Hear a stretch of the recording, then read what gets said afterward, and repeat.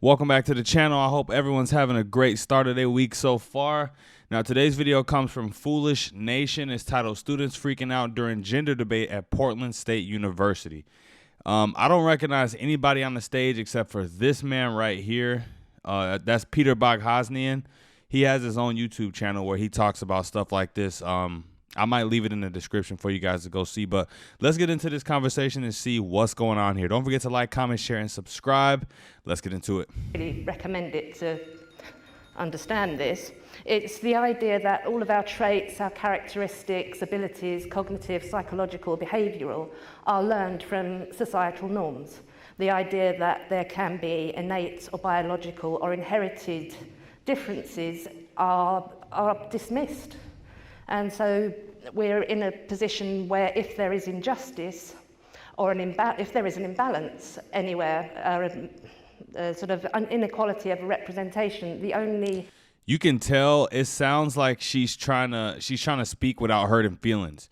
She's taking a really long time to explain what she's trying to say because she doesn't want to, offend anybody. At least that's how it's coming off to me, because she's just using so many words. If there is an imbalance anywhere, sort of an inequality of representation, the only explanation for that can be that there is societal injustice. All right, thanks. I appreciate that. So that leaves us wide open. Heather, you are an evolutionary biologist. What can we take from what Helen said to help us make sense of James's memo? James argues, accurately, that there are differences between men and women. This is a strange position to be in, to be arguing for something that is so universally and widely accepted within biology. What is not as widely accepted is that culture is also evolutionary, but I'm going to argue that biology and culture are both evolutionary. Let's look at differences between men and women that are explicitly anatomical and physiological. Are men taller than women on average? Does anyone take offense at that fact? Are you irritated? There's always a standout. So I would say you could be irritated by it. You could be irritated by the fact that women have to be the... Did somebody really get offended by that, though? By it. You could be irritated by the fact that women have to be the ones to gestate and lactate. You could be irritated by a lot of truths. But taking offense is a... What? Is a response that is... How is our men generally taller than women a breaking point for you to leave? Like, what? How? Like, have we really become this soft? It's a response that is rejection of reality. So men and women are different on height. They're different on muscle mass. They're different on where fat is deposited on our bodies, right? Our brains are also different. So there are some binaries. Oh, wow. Security! This is what happens. Oh, did they shut off the volume? Can you hear? An activist sabotaged and damaged the sound system on her way out. Man. Oversized babies is what we call these people. Can everybody hear?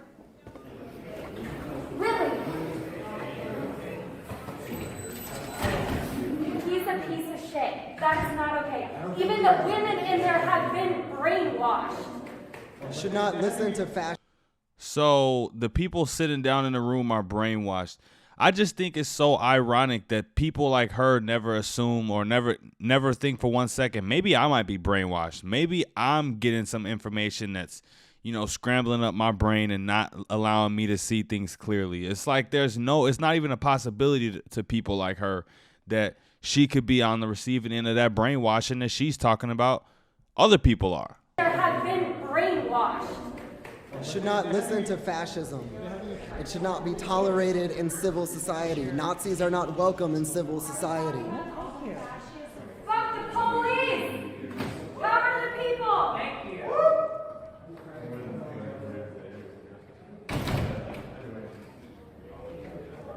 That was so not cool. Like, All right, well, we're going to raise our voices. The conversation's going to go on.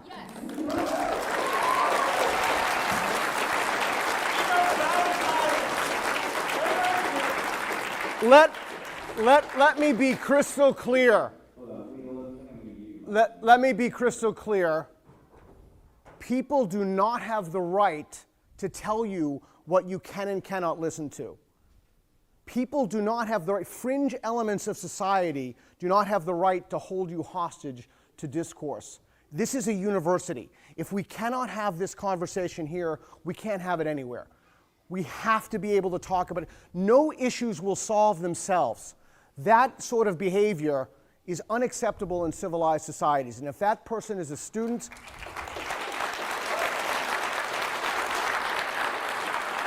to be honest, you guys, I think all of these kids who stage walkouts, I think they go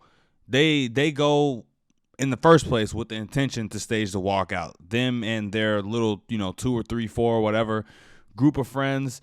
So they're not even showing up to the event in good faith to hear something that might make them, consider some information that comes from the opposing side, so to speak. And you can never have a conversation with people like that. If all I can do is present my side of the argument to you. If you're not open to receiving it, it's out of my hands at that point. So like I said, these kids, man, just overgrown babies, man. They really need to grow up. They gonna have, if they run away from something like this, life has a lot of stuff coming at them that they not gonna be ready for. If you can't sit down and handle this. But that's it for the reaction, you guys. Don't forget to like, comment, share, and subscribe on your way out the door for a chance to win an Insider Plus or All Access membership to the Daily Wire. I will be giving it out at the end of the month to one lucky subscriber. So hit that subscribe button. I'm out, you guys. Peace.